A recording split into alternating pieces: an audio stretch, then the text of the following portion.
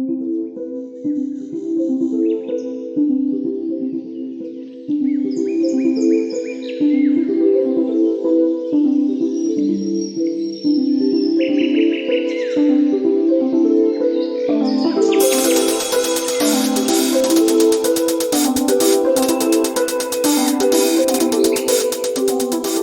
and welcome to the White Witch podcast with me, Carly. Hope you are all well, witches. On today's episode, we have an interview with the wonderful Emily Rose, all about reading Lenormand cards. To kick things off, our book review today is Kingdom of the Wicked, written by Kerry Maniscalco. Today's book, I absolutely loved it. It satisfied my witchy soul so much, I can't even begin to tell you how much. I realised how long it's been since I read a book that I was so immersed in, and I put this book up there with The Witch's Daughter and The Secret History of Witches that we have formally reviewed on the show. So this is absolutely in the 5 out of 5 club. If you are a kitchen witch, I think you will adore this book. Amelia, our main character, helps run the family restaurant Sea and Vine, and she loves cooking, which is often referenced in the book, as is her use of herbs for spell work. I love that the book references that she usually wears a dress with pockets in it to keep her herbs and moon chalk in for protection, casting protective circles. I mean, who doesn't love a dress with pockets? This book has something for everyone. It's a murder mystery type book, not cozy in a Midsummer Murders circa the John Nettles days, which was when it was like absolutely peak. It's got brilliant kitchen hedge witch feels. Then to top it all off, you have demons and vampires. And this is from someone who I'm not like a huge fan of real fantasy books. It was doable. Plus, on top of that, the demon sound fits as, and this makes for some steamy scenes in places. The descriptions are superb. The book's set in Italy. This would make a great book to read on holiday. All I could envisage were beautiful Italian architecture, cobbled streets, beautiful Italians. The food descriptions were making my mouth water. I had an overwhelming urge to badly cook some Italian food. The way the author sets the scene, for example, when our witch carries out a ritual in a cave by the sea, the cobbled streets we see Amelia wander down, the description of a monastery, I could just envisage everything so clearly. Often I have to reference the book when I'm writing up a review, yet all of the names of the characters and the scenes are burnt into my mind. I think it's safe to say if you do read this book, you will likely want to be prepared to invest into the further 2 books that follow. I'm yet to read these. I definitely will. It sort of has that lovers to enemies theme. It's not a young adult's book per se, but at the same time, it's not hard to read or deeply academic, but I love that. It's just perfect escapism. Once I finished this book, it stayed with me. I missed the world I found myself in. Can't wait to read the next. I also need to add the book is so aesthetically pleasing. It's absolutely beautiful to look at. There's a gorgeous map at the front of it. I bought it in paperback in passing at a bookstore, but I'm absolutely going to give this copy to a friend and treat myself to a hardback copy. I'll read you the opening of this book as it grips me from the off, and I think it might you too. Outside, wind rattled the wooden chimes in warning. In the distance, waves crashed against the shore, the frantic whispers of water growing louder as if the sea was a mage, summoning violence. On this date for nearly a decade now, the storm followed the same pattern. Next, thunder would roll in quicker than the tide, with lightning cracking electric whips across an unforgiving sky. the devil demanded retribution, a blood sacrifice for power stolen. It wasn't the first time he'd be cursed by witches, nor would it be the last. From her rocking chair near the fire, Nonna Maria monitored the twins while they chanted protection charms she'd taught them. The cornicello clutched tightly in each of their little fists. Pushing the howling gusts from her mind, she listened closely to the words Victoria and Amelia whispered over the horn-shaped amulets, their matching dark heads bent in concentration. By earth, moon and stone, bless this hearth, bless this home. It was the start of their 8th year, and Nonna tried not to worry over how quickly they were growing. She pulled her shawl closer, unable to ward off chills in the small kitchen. It had little to do with the temperature outside. As much as she tried ignoring it, sulphur snuck in through the cracks along the familiar plumeria and orange-scented breeze, raising the greying hair she'd swept up from her neck. Had she been alive, her own human grandmother would have called it an omen and spent the evening on her knees in the cathedral, rosary clutched close, praying to saints. The devil was on the prowl, or one of his wicked brothers was. Join me after the break for our interview with Emily Rose, all about Lenormand.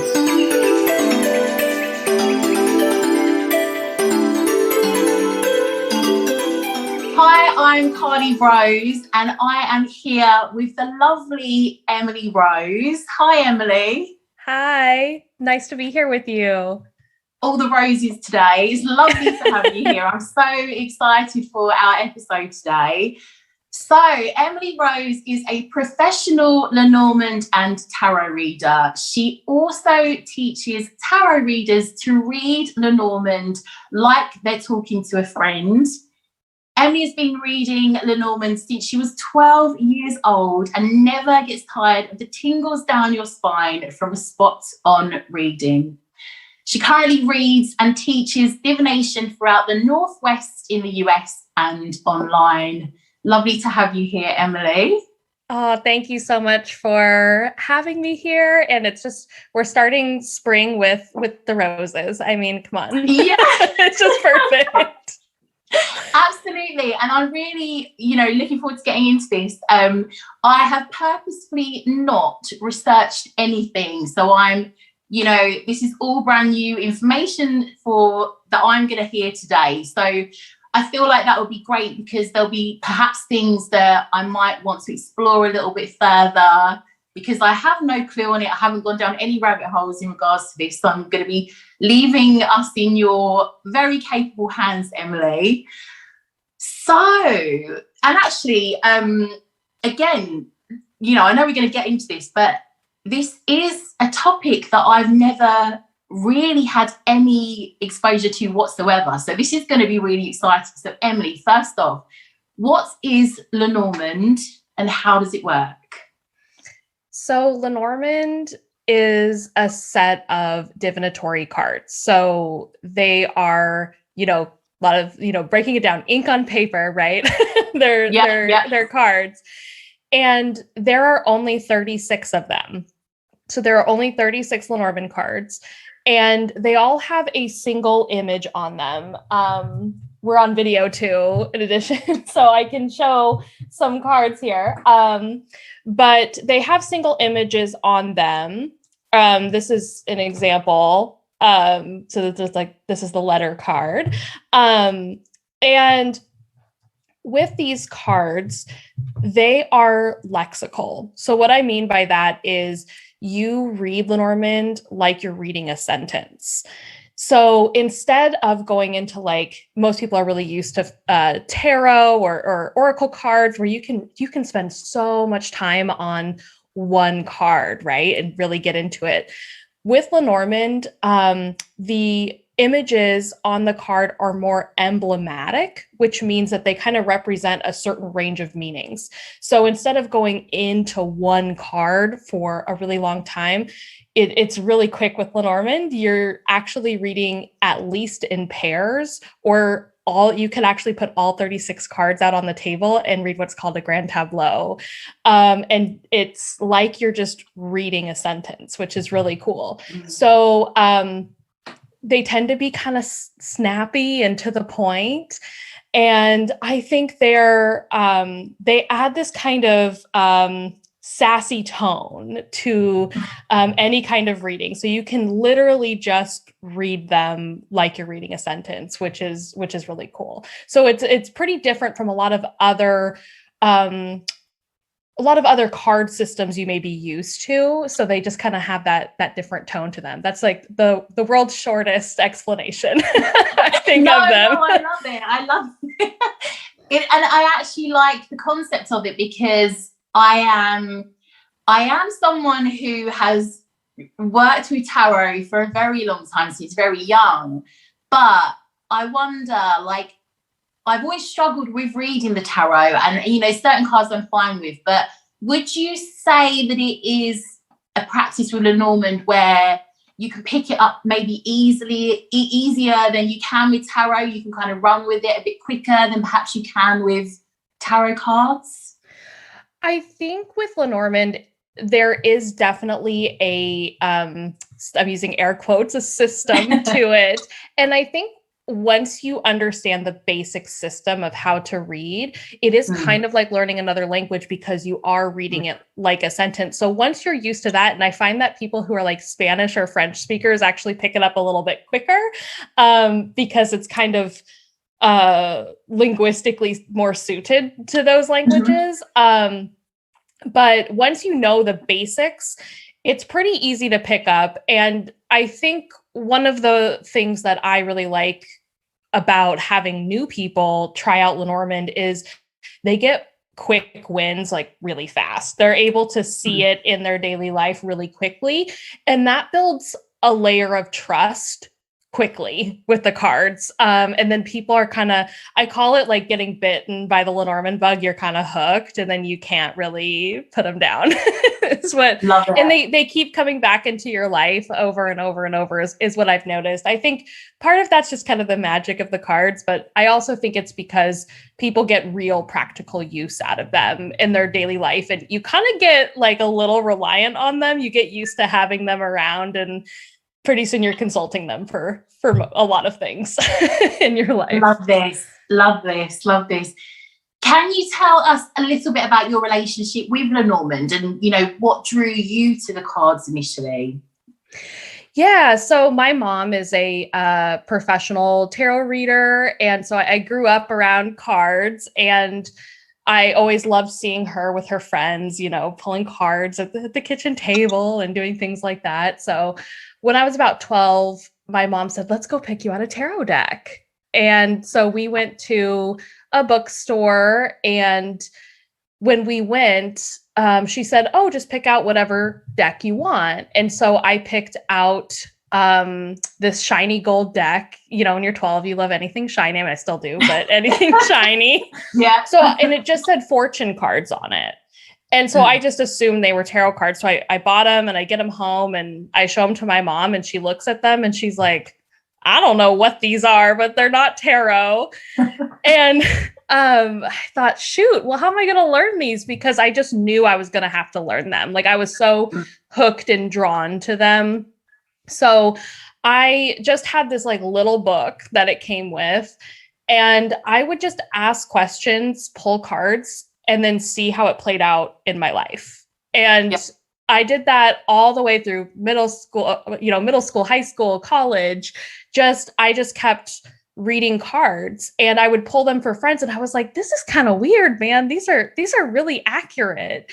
And I started just understanding what certain card combinations meant. And it wasn't through, learning this grand system. It was through this little book of basically keywords I had and just seeing it play out in my life. And it wasn't until I think I was like later in high school or college that I learned they were actually called Lenormand and not fortune cards. And I found there's this whole community of people that read them. And so later on, I met Rana George, who is the creator of the Rana George Lenormand. She also has a really great book out, The Essential Lenormand. And she kind of took me under her wing and really helped me go from someone who just played with the cards on my own to going into kind of the professional realm with it. So that was really amazing. So that's kind of how I got to where I am today. I absolutely love that all that time they would just advertise like fortune cards, and then all that time down the line you're like, oh, it's like a whole club. It's like, this is what they are. I think that's fantastic. I love that. As someone who has always worked with the tarot, not to a level that I'm confident at giving anyone a reading, it would be completely dismal. But, you know, I am really curious to understand, what would you say are the real distinctive differences between tarot and Lenormand cards? Yeah, so Mary Greer has really helped me give language to the main difference between them. And so she has said that tarot is thematic and story-driven and symbolic. So when, like, kind of what we talked about, when you draw a tarot card, you can spend so long on just one card. I mean, if I'm just pulling like the Temperance card, like, you know, you could be like, oh, let's talk about the flowers. Let's talk about the water. Let's talk about the path. What's the path? Let's talk about the angel. Like, there's so many things you can get into in the card. And then with Lenormand, I mean, there's not much to talk about. This is a garden. And so with tarot, you can kind of bring your own associations into the reading. So you could say, oh, here's what I think about that path. You can kind of bring yourself into it. With Lenormand, the images on the card are emblematic, meaning they just represent a specific range of meanings. So, for example, here's the snake card. In my classes, people always say, but I love snakes. Snakes are my favorite. So could this mean power? Could this mean empowerment or something like that? But in Lenormand, the snake is a negative card. There are positive, negative, and neutral cards in Lenormand. So there are instances where this can be neutral. This could represent, like, depending on the context you're in, this could represent a necklace or a bracelet or something. This could represent the pipes in your house. But most of the time it means complications. It means betrayal. So it has a negative meaning to it. So that's one of the main differences, is that with tarot, you can kind of bring your own associations into the reading. And then with Lenormand, you can't really do that. So I quite like that as well. That concept of it just is what it is. You know, it's not like kind of any, not deeper than that, but it's just, you know, what it says on the tin. And interestingly, I was going to ask you, Emily, so would you say that like the snake card is maybe like the equivalent of, I don't know, like the death card in, not that there's really any, you know, negative cards in tarot, but is it as kind of, you know, groundbreaking and like, you know, dramatic as the death card or the tower card in that sense? I would say, you know, with Lenormand, it's all about context, like everything. And that's kind of, you know, not necessarily a huge difference between Lenormand and tarot, because the question you asked tarot is important as well. But with Lenormand, everything goes back to the context. So, you know, if you get the snake and you're just asking about your day, you're like, oh, what's going to happen at work today? And you get the snake. This could just be like a hitch in your plans, a complication, someone not telling you the full truth, you know, something like that. So it's negative, but it's not necessarily earth-shattering because you're in a day context.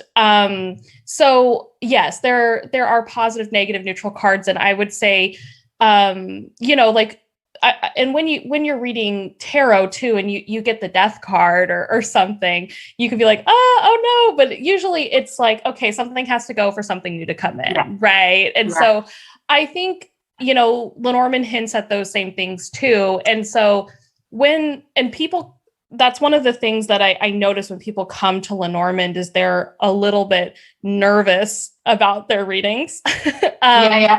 Because they're so, oh no. And that's why I recommend starting with smaller context, like day-to-day context, because the complication could be someone forgot to sign something on a piece of paper. Like, it's not a big deal, right? So I always say start with the smaller context, and that's how you will that's how you'll get comfortable reading them. And I think the nerves kind of start to go away, and the scary cards aren't so scary when you see how they can be applied in different contexts. Yeah, no, that sounds great. And that is a good point, actually. If you're happy to go into that a little bit deeper, like, how would you recommend getting started with Lenormand cards? Say, like, I've just bought a pack now.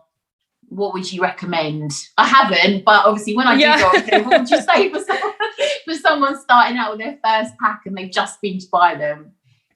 Yeah, so I recommend learning how to read card combinations. Those are the building blocks of Lenormand. And so there's a lot of different ways to learn this, but essentially you want to get to know the base level meanings of each card. So this could just be the basic keywords for each card, and then start combining them. So, like, for instance, and just start playing with them. So I'm just grabbing some cards here.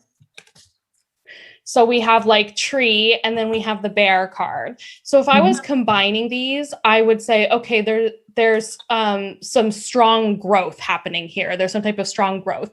This could also be, you have a very strong, your health is very strong at this point. You can just start playing with, like, what could this possibly mean? And then I like to reverse it, because the order matters in Lenormand. So if you reversed it, then we have the tree, and then we have the bear. So this could be like growing strength. You're growing strong in something. So I like to just kind of play with them, get used to how Lenormand works in terms of that, because that is something that is hard to get used to, is that the order of the cards matter. And then I recommend kind of doing what I did when I was just a kid, just pulling cards and seeing how they apply to your day. I would just ask certain questions like, oh, show me how school's going to go today when I was little, or like, show me, I'm having a friend tiff. How's that going to go with this friend? And I would just ask the cards. And then that kind of teaches you how to read as well, because you're going to see the real life situation and be able to compare that with the cards. And I do have a mini course that will help walk people through this too, if they wanted to just get started. So they can find that on my website. And it's a 3-day mini course, and it also comes with the keywords and a little workbook to get you started. Oh, I'm definitely going to sign up for that. Absolutely. Yeah, definitely. And actually that, I'm really interested in the fact that you said the cards go in a certain order, which I guess is the same with the tarot as well. So that was of interest when you mentioned that. So you can also do like reversals as well. Is that correct? Same as you can with the tarot. So with Lenormand, we kind of, I think there's enough going on with it, with like the order, like with combining them, that we don't really read reversals. I've met a couple of people that have experimented with that, but I think predominantly in the Lenormand community, we don't read reversals. So if they show up reversed, we just flip them right side up for the most part. I can cope with that. I actually don't read. I don't even read reversals myself on tarot. I just simply stick to the right way up. So I can cope with that. So that's fine. So this is actually something I really wanted to ask you. I'm always really curious about how any, tarot readers, Lenormand readers, and so on. How do you build a relationship with your Lenormand cards when you first get them, or like develop one if you already use them? And again, that could be in areas such as more like the sacred side of like looking after them, cleansing, as well as the use. Yeah. So I think in terms of looking after cards, I'm not the best with that. They pretty much live on my desk all the time. And then I I do what I call a casino shuffle with them. I don't know why I call it that, but I just shuffle them just like you would like a playing card deck. And that for me, like that's kind of how I cleanse them, is I'm just like churning the energy. I can just kind of see it as like churning the soil. And I cleanse my desk area a lot. So I guess I do cleanse it with but what I like to do when I get a new deck, which I'm kind of not the best with getting new decks. I like my tried and true decks. I read with the Rana George Lenormand, which are these guys here. Yeah. And then I read with I always say her name wrong, Titania Ticiana's cards. And this is actually my first deck. This is what the one I bought. I have a few, I bought new versions of it, but one thing I like to do though, when I do get new decks, is I like to interview them. I like to just ask them questions. And I think I have a deck interview on my website for just like quick questions, but you can find them anywhere. I think I saw that. Yeah, I do think I saw that on your website, because that does ring bells. So, and I like this concept actually. So, yes, sorry, Emily, do tell. Yeah. I like to just ask the cards like, okay, you know, what's your personality like? What are you like? And usually with Lenormand, they're sassy. So you'll usually get an answer like that with Lenormand, but you can do this with any deck as well, tarot, oracle, whatever. But one of my students described Lenormand as kind of the the girlfriend that you skip class with to go smoke cigarettes under the bleachers. And when I interview my deck, I usually get answers like that. They're kind of like, you know, just really like, I'm going to tell you straight up. I usually get like clouds. I think I interviewed a deck the other day and I got cloud scythe, which is like cutting through muck. And then I got like the sun. So it's like, I'm going to cut through things to reveal the truth to you. And so I usually get things like that when I'm interviewing Lenormand. But you can also ask any tarot deck, oracle deck, the same thing to get to know it better. But I like to start out asking the deck. And I think I just like to get into the essence of it. And I think that's a way of just really being open and really seeing what the deck has to say to you. And then one thing I like to do too is just ask, like, what advice do you have for me today? And a lot of people don't tend to read Lenormand in an advice context. A lot of times people use Lenormand, and this is how I tend to use it in readings, is when I read professionally for people, is I'll do a big Lenormand reading, like a grand tableau where we're laying out all the cards, and then I'll see what's going on. That gives me kind of like a total life map of a person. And then I like to use tarot to get into, okay, what's going on? What can we do with what we've seen? I kind of think of Lenormand as like the headlights on a car. If you're driving at night, it kind of shows you what's coming up. And I kind of think of tarot as your friend in the car that you can turn to and be like, okay, we see a traffic jam's coming up. What do we want to do? I like that. That's kind of how I like to read. So what I like to do though at first is just to really leave it open and just ask, like, what do you want to tell me today? And not have any expectations of predicting, because Lenormand, it is a very predictive system, or it can be depending on the question you ask. So instead of trying to predict right away, I just like to ask, like, what do you want to tell me right now? What do you want to tell me today? And I just note it down, and then I kind of forget about it and come back to it later and see what it says. So I like to really just leave the door open for the cards to talk to me.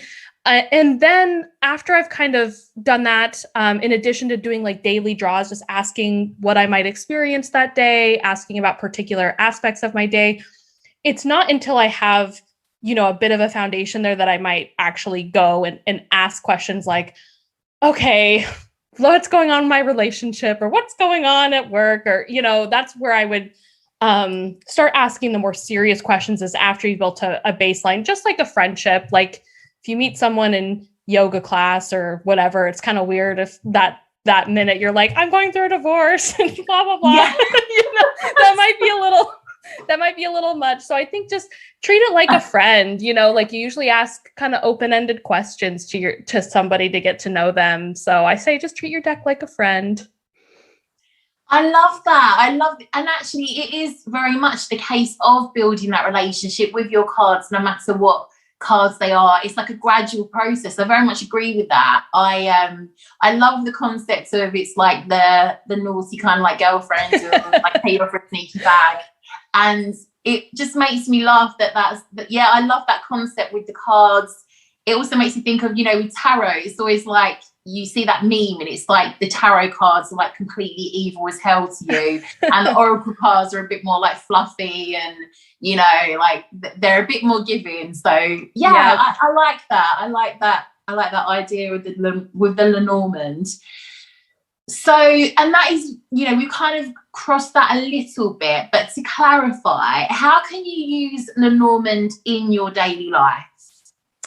Yeah. Oh my gosh. So many ways. It's so practical. So, you can ask it just like, okay, show me what to expect today. And I like to use, when you're just learning, you can do just show me what to expect today. It'll be a little bit more broad, but then you can also ask more specific questions like, okay, show me what to expect at work today. What do I need to be aware of at work? What do I need to be aware of in my relationship?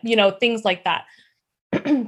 So that's one really easy way to use it. Another, my favorite use is finding lost objects. I have found so many things with Lenormand, which is really weird. But one time I lost my keys and I was like, oh my gosh, I need to find my keys. And I was like late for something. You know how that is. And you're like, I've got to go and I can't find my keys. And so I pulled cards and they told me, they're like, hey, they're in a sneaky old pocket is what the cards just told me. And I was like, oh, that's right. I put them in that weird pocket when I went to the beach so I wouldn't lose them or whatever.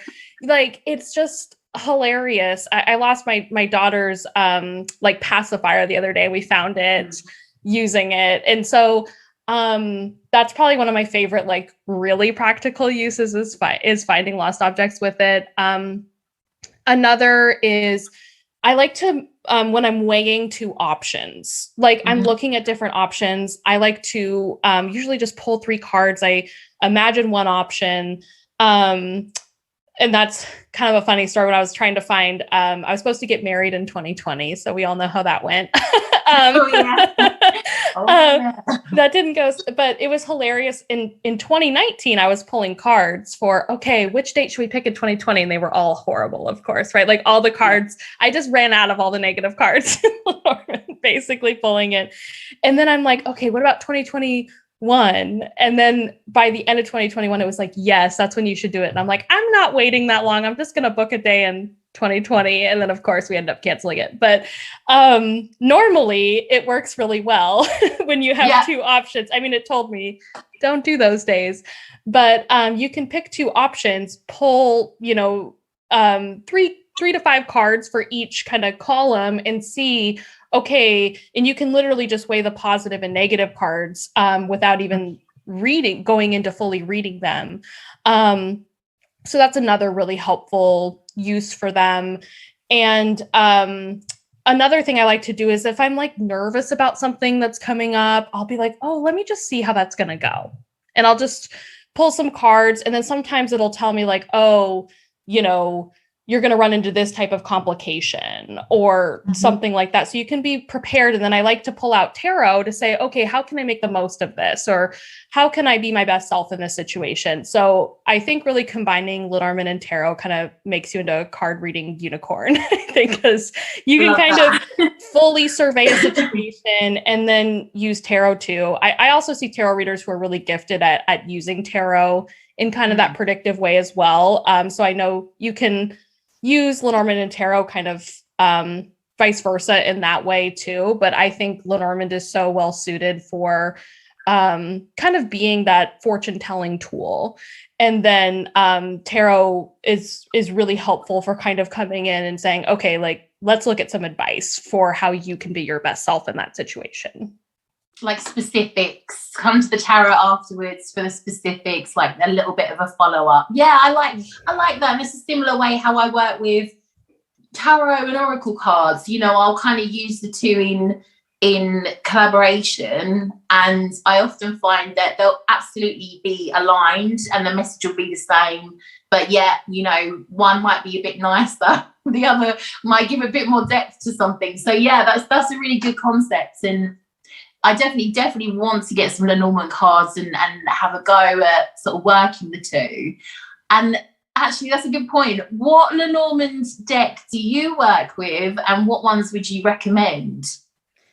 So of course I'm biased because I love Rana George, and I adore her deck. So I have her deck here, well worn, the Rana deck, or the Rana George Lenormand deck, and they have a Lebanese and styled influence on them. Mm-hmm. So they're pretty stylized. And she also has included some additional bonus cards that are so helpful in Lenormand. So for example, there's she added the market card, which is bonus. Mm-hmm. So that's not in the traditional 36. But what I like about it is we can use this purely as a work card or as like a transaction shopping type card. And instead of having to assign another card to represent that. So in Lenormand, you can charge cards. So for instance, there's the fox. Some people use the anchor as work. Some people use the fox. It doesn't matter as long as you pick one and you're consistent. So instead of having to pick like the fox for work, once you charge a card in Lenormand, that meaning is completely, you lose the original meaning once you assign that card to represent something. Yeah. So just so you're clear, you know, when you're reading it, you're like, oh, when the fox shows up, we're talking about work, right? We're not talking about someone being manipulative or sneaky or whatever. So what I love about her deck is you have a card for that. So you can just say, oh, this is work. And then you get to use fox, you know, to represent strategy or manipulation or whatever. So I really like her deck for the bonus. She also has a spirit card, which is really helpful as well. So I really like her deck. And then most people, when they're learning, they like, if you want to get like close to original as possible or something, there's like the Bluebird Lenormand. That's a great deck. I also learned on, a lot of people ask me, because this is what's on my site, are the Titania's or Tiziana's fortune cards. I don't really recommend this for beginners because some of the cards are kind of confusing, but people really love this deck. So I like to say what it is. For instance, the Crossroads card, it's just one road instead of a crossroads, which is the meaning, right? So it's a little confusing, but people always ask me about this deck because it's what's all over my website. But I recommend Rana George's the most. And then if you want a more original, I'd say like Bluebird or something like that. And I can, like, you know, put some, well, I will obviously have all of Emily's details in the show notes. You can see her website. I know there's a ton of information on there. So, Emily, please tell us a little bit more about, you know, what you've got lined up, where people can find you. I have got one last very important question to ask you, but please take the stage and let us know where we can find you, everything that we need to know about your work. Yeah, so you can find me at emilyrosedivination.com. And I have so many Lenormand resources on there. It's kind of crazy. So if you go on there, it'll be all things Lenormand. There's every card on there with the meaning. So that's on there for quick reference. I also have that mini course, which you can find. If you just go to my website, you'll see it, but also emilyrosedivination.com/mini course. And you'll be able to sign up for that. And that gets you that workbook. It gets you 3 lessons on how to start reading. So that's really great to just kind of help start you in that direction. And this is actually a really great time to be doing this too. I can't believe the timing of this when you told me, because probably like, I think the day that this airs or the day after, one of the two, I'm going to be starting my, I have a Think Like a Lenormand Pro experience that's starting, and there's a Facebook group. I know most people are like not into Facebook now, but we do have a Facebook group, and there's also a way to join via Zoom. So if you're not a Facebook user, you can join on Zoom. And that's a free experience where we're really talking about how to start reading Lenormand and how to kind of get in the mindset of reading confidently. So that's starting as well. So yeah, this is a great time to be talking about it. And to get on that, if you just start taking the mini course, you'll get all the details for that. It is absolutely divine time. This has all kind of come around like very naturally, like that, you know, we didn't time this at all. It just completely coincided with me and Emily connecting and you know, getting to know one another. And it's a really good point, actually, because I feel like you definitely stand out as a reader because there are so, I mean, you know, Lenormand is such a different form of divination. So I feel like I kind of want to say, like, if anyone's already a reader and they want to go a bit more of a different route, like, you know, then that is a really good thing to consider and look into because, you know, like tarot readers, there are a lot of them and it might just be a different, like an additional, you know, kind of string to your bow or another direction you go into that isn't as kind of carved out, I guess.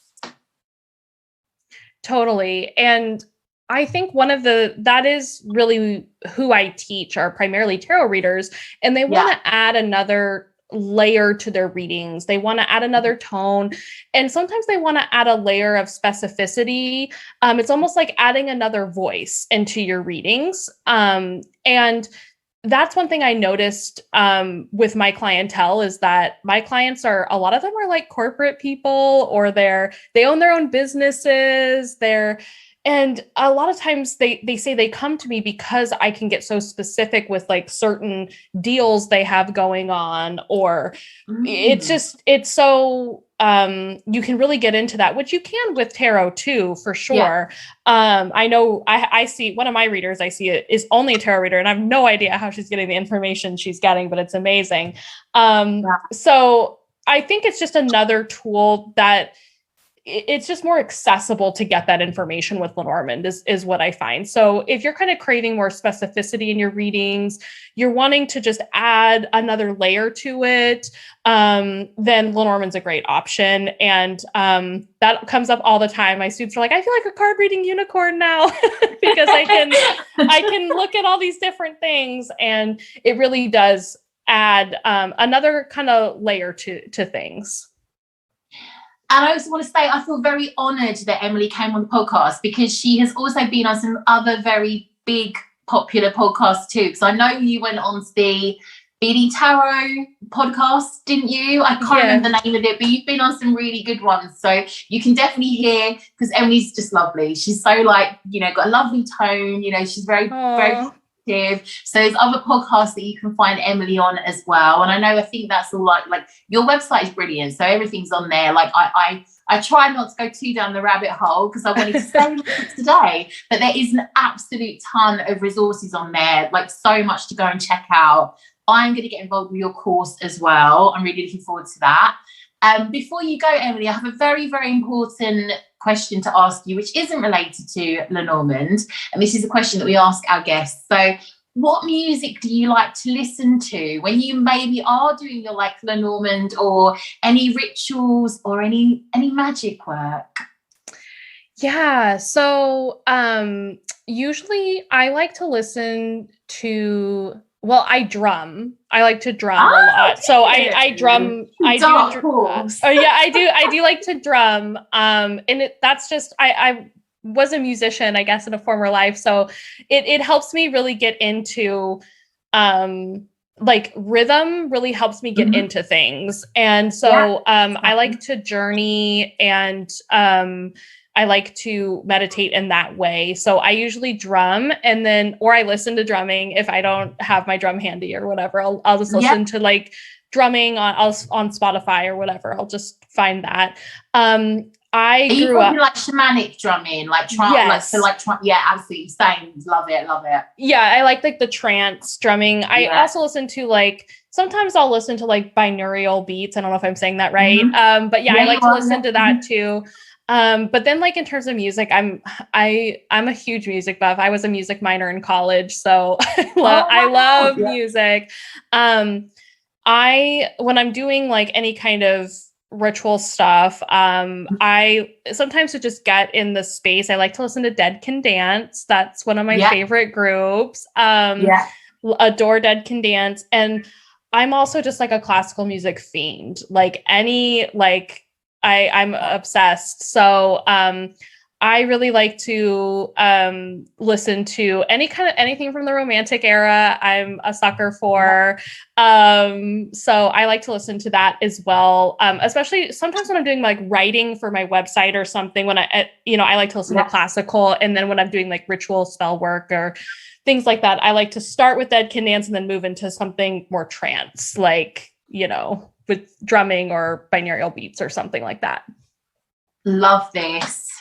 Thank you for sharing. Yeah, I'm absolutely with you with the drumming and the classical music. It's a really good energy for like any sort of magical ritual and also creative work that you're doing as well. So I kind of like, feel the same, some of my musical choices spill over between the two. So thank you, Emily.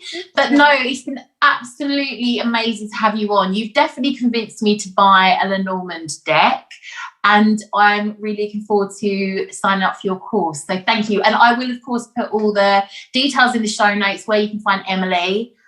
Thank you, Emily. Oh, thank you so much for having me, and such great questions. And I love your show. I just found you because I was just listening to your show. So I just like it.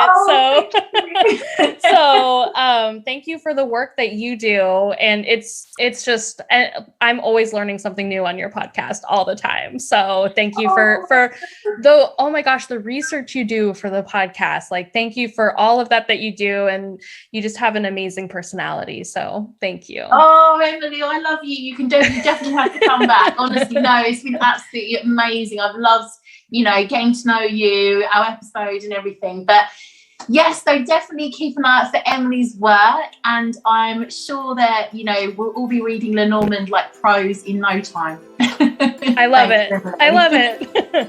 Thank you so much.